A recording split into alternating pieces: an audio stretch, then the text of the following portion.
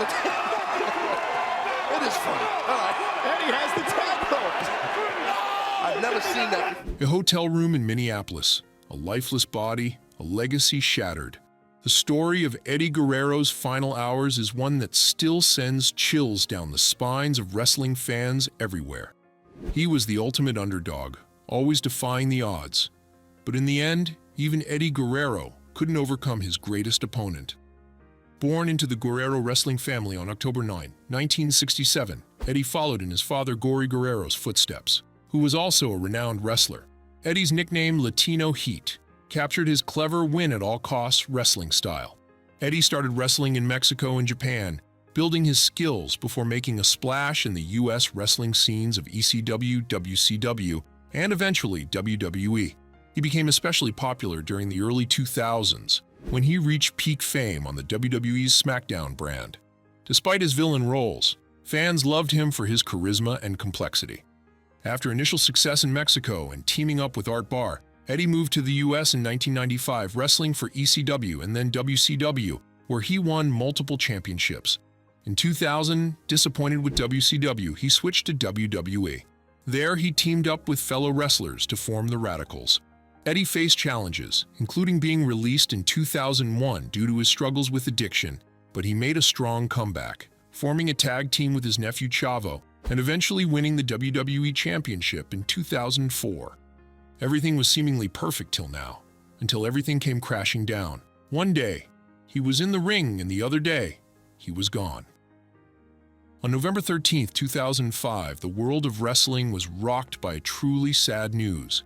Eddie Guerrero had passed away unexpectedly. He was just 38 and was found in his hotel room in Minneapolis. Even now, years later, fans still chant "Viva la Raza" at matches, a touching tribute to Eddie's character and his heritage. His story, with its highs and lows, continues to inspire and resonate within the wrestling community and beyond. It's a poignant reminder of his resilience, his spirit, and the indelible mark he left on the world of wrestling. Eddie Guerrero, a man of incredible strength and heart, is remembered not just for his in-ring prowess, but for his courageous fight against his personal demons, making his journey a lasting legacy. In the early 90s, Eddie also wrestled in Japan and won some major tournaments. His talent caught the attention of Paul Heyman, who brought him to Extreme Championship Wrestling in 1995. Eddie made a big splash there, winning the ECW World Television Championship right in his debut match. His time in ECW was highlighted by incredible matches with Dean Malenko before they both signed with WCW later that year. Back in WCW, Eddie had success but often felt overlooked for the bigger opportunities. This frustration led to a famous on-air moment where he confronted WCW President Eric Bischoff, demanding better treatment. To make a statement, Eddie formed the Latino World Order, LWO, a group that pushed for more recognition for Latino wrestlers. Unfortunately, a car accident in 1999 cut short that storyline. After recovering, Eddie returned to WCW and joined the Filthy Animals, continuing to make his mark in the wrestling world.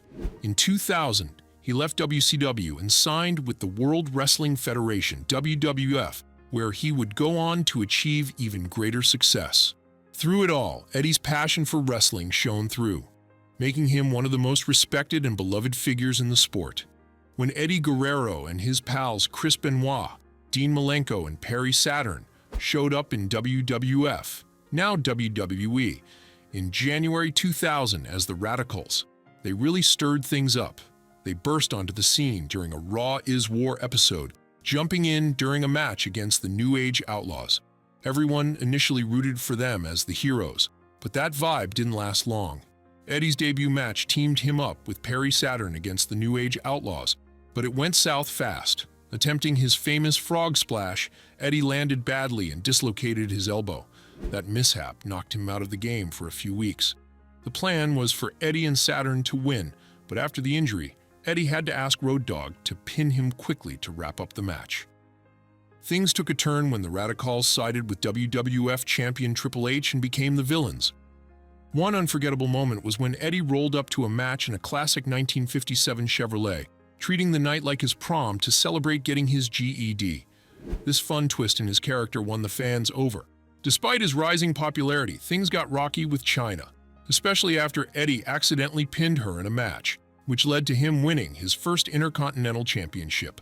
Their relationship hit more bumps when China decided to pose for Playboy, which didn't sit well with Eddie, especially since he had just proposed to her. The engagement ended quickly after Eddie was caught cheating, leading to his famous line, "Two mamacitas are better than one." This drama turned Eddie back into a villain and marked the end of their relationship.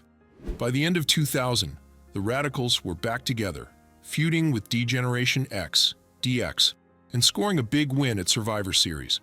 However, Eddie lost his Intercontinental title to Billy Gunn soon after. The group stayed in the limelight, clashing with teams like the Hardy Boys and Lita.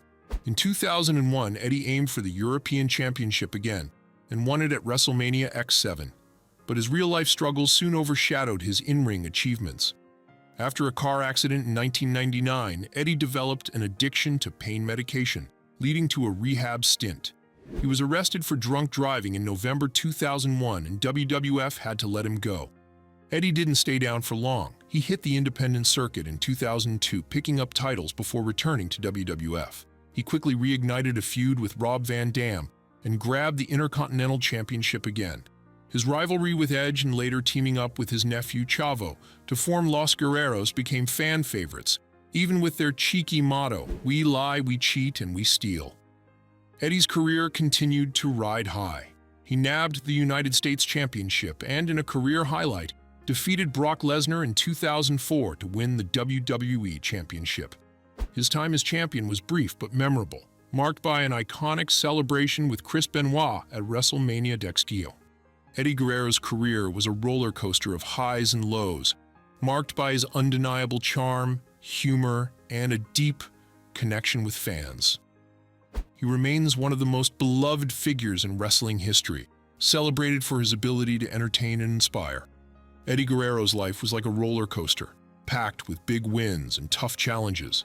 His sudden passing left a big hole in the hearts of wrestling fans and showed just how hard the sport can be on those who entertain us. But Eddie's story is really about beating the odds. He fought personal demons, reached the top of wrestling, and won over fans with his undeniable charm and skills. His legacy goes beyond the ring. It started conversations about how wrestlers are taken care of and showed us all how to keep pushing no matter what. Today, when you hear fans chant "Viva la Raza," it's a reminder of the mark Eddie left on the sport and on people's hearts. If Eddie's journey strikes a chord with you, why not give a thumbs up, share this video, and hit that subscribe button. Join us as we keep the stories of wrestling legends alive. Catch you in the next video where we'll bring another unforgettable tale from the wrestling world.